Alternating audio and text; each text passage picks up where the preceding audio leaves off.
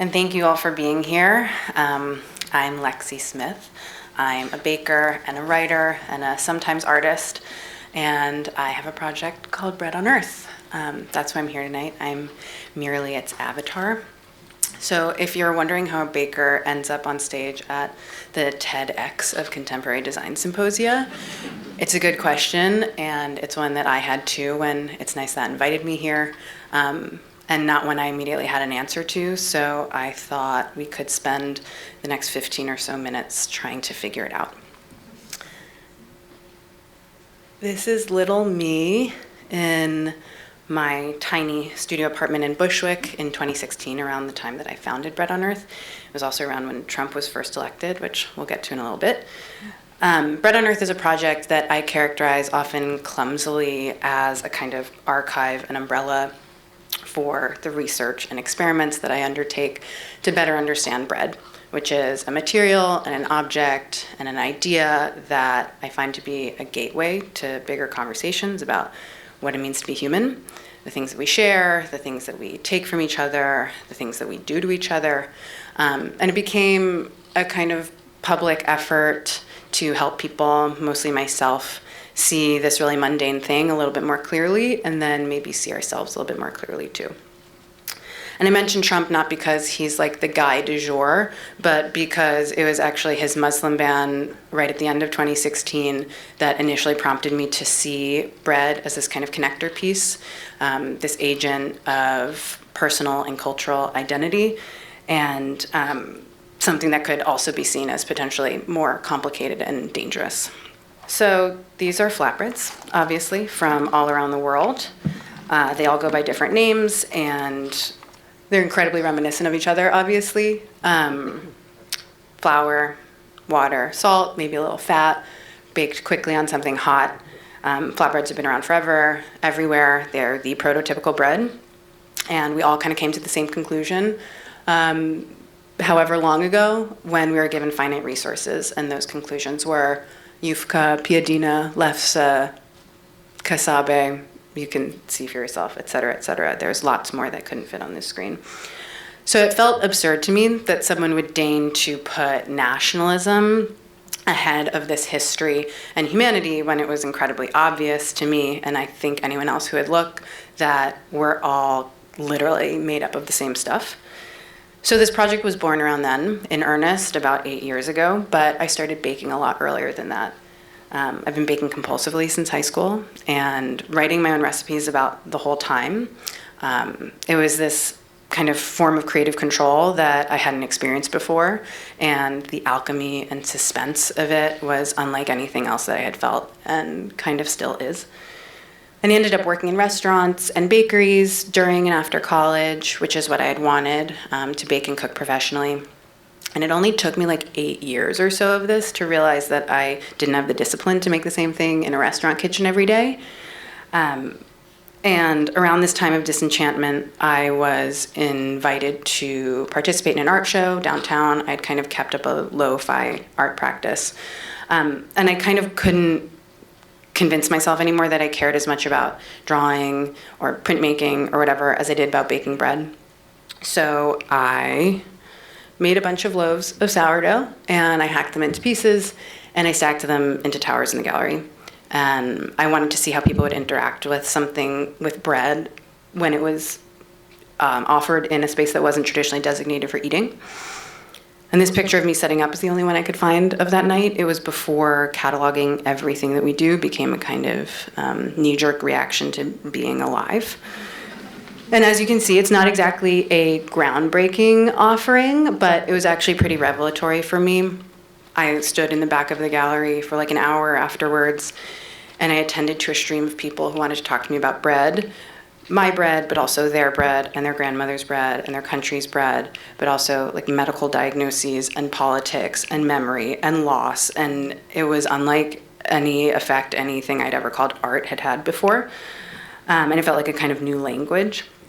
And it was at this point that my interest in a really tactile and literal thing became an obsession with a metaphor. And it was also basically the birth of Bread on Earth. Things moved pretty quickly from this point. I quit my job in a restaurant, and I started making bread in my tiny apartment kitchen. My bed was like just out of the frame. And I was doing making bread that was like really visual, and I was doing a ton of material exploration. And these are some of the earlier images I made when I was falling really hard for my muse. In addition to making images, I was serving bread at events. I was writing recipes and sharing them. I put it all online, and I put it into magazines and into art spaces. And I was also writing about food and doing some recipe development on the side for a little cash, like a bit of cash. These are some installations from around this time. I was always trying to make sure that the bread got all eaten up by the end of it, unless it was covered in plaster and wax, which it sometimes was. And some magazine collaborations I did with some photographers. And to my surprise and delight, people were into it, especially in these highly visual contexts. And early on, this was kind of challenging for me because I was making this thing that I felt was really imbued with so much spiritual and sensory heft. Some more of my photographs from a while back when my process was really about exploring bread as this really physical medium. And the more obsessed with bread I got, the easier it was to convince other people that they should care about it also. So using primarily Instagram as a method for sharing my work, I was using images, mostly photographs and sculptures, sometimes working with other photographers and sometimes taking the photos myself, using them as kind of a ruse, a way to get people into the room and talking about things that are maybe a little bit unexpected.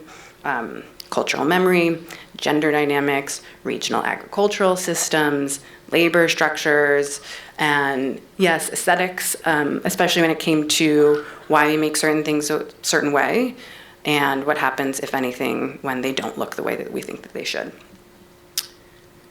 And this went on. I started teaching some workshops in more like institutional spaces. It seemed like students were more willing to indulge me on topics like how we could use bread making to see our roles in the cycles of production and consumption, or how making it could break us from patterns of subconsciously upholding a status quo, or how recipe writing could make a new authoritative voice in a room, or so on and so on. I got really annoying about it. It got really highfalutin. And I was baking bread all of the time, but I was also falling down these kind of philosophical and political rabbit holes.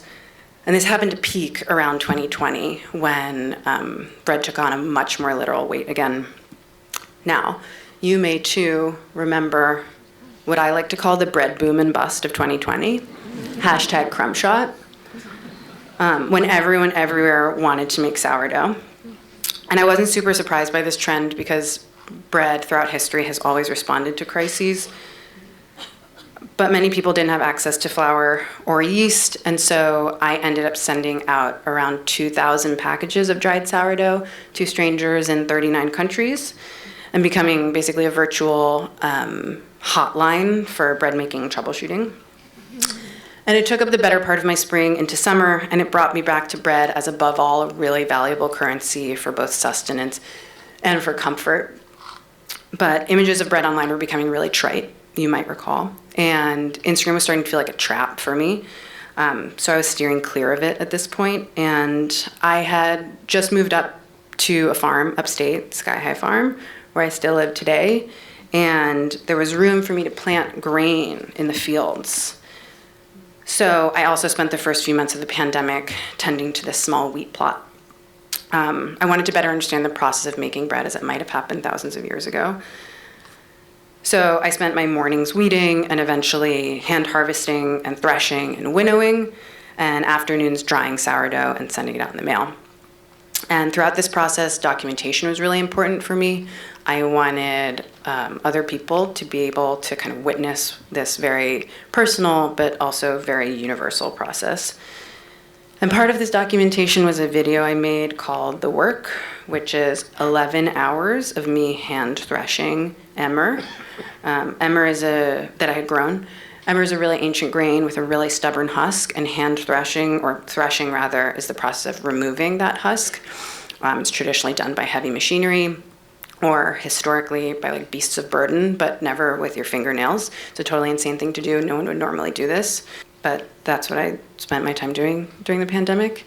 And a couple months later, I showed it in a gallery on loop next to 2 tiny loaves of bread I made with the resulting flour. I think those were like 6 inches each.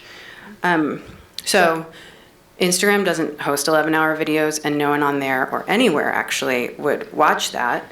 And around this time, I became more involved in the farm, and I was less interested in making images just for the sake of making images. And this proved to be a problem in my mind, to continually connecting with an audience online, which I thought was like a requirement for keeping Bread on Earth alive as a project. And when I did make visual work around this time, it was distanced from my more literal bread sculptures and from myself as the author. I was using more found images and using text or doing installations, thinking through ideas like the one in the top right, where visitors could exchange a fingerprint for a bag of sourdough starter. And my obsession with bread and my belief in it as a kind of lingua franca was still there, but I was less and less interested in aesthetics, and I was more interested in these kind of more invisible forms of research. Living on a farm and becoming simultaneously disillusioned with social media had me wanting Bread on Earth to become more utile and freestanding. So this is when I committed to really rebuilding the Bread on Earth website, which had always been a kind of repository and archive for like random experiments that I had done, and I wanted to turn it into the cornerstone of the project. So for the last 9 months or so, I've lost track. I've been working with 2 amazing designers, Hannah Nathans and Ilya Yavnishan, who are both here tonight, to build the Bread Web, which is a database of global bread types. And it's based off of research I've been doing for years and new research contributed by about 40 volunteers over the last couple of months. And we're almost done. This is a peek at the site so far, with just a fraction of the content that will be available on it when it's finally ready for launch and beyond. And each bread entry will be connected to others that it shares characteristics with, or as I like to call them, its bread relatives. And visitors to the site will be able to comment and submit new entries. And I'd kind of been sniffing my way towards this public database idea ever since 2016 when I had started Bread on Earth. And this will be the homepage of the new website. And there will be subsidiary pages like this one, which is a gallery of bread-related images organized by theme. I'll also have an area for recipes and a sort of editorial bloggy type space and a reference library. And this feels like a really appropriate culmination of 9 years of obsession in which I'm finally mercifully subsumed by it and made mostly invisible. So we'll launch the site with as many bread entries as we have. I think that right now the number is hovering around 700, but the public will continue to help build it indefinitely. And I actually hope you all will sign up for the newsletter and follow along on Instagram.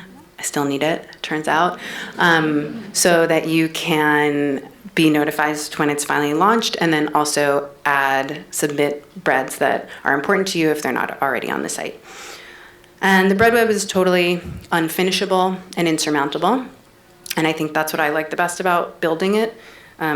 Building a virtual space that maintains a really simple interface, and it draws people in without relying too heavily on images, and it doesn't feel stodgy or overly academic, and it translates a lot of information while also allowing for interplay between visitors and content has been a design challenge, but I do feel like what we made ultimately reflects the essence of the material that it's both obsessed with and dedicated to, which is that on its face, it's really basic, it's really simple, but inside it is teeming with life.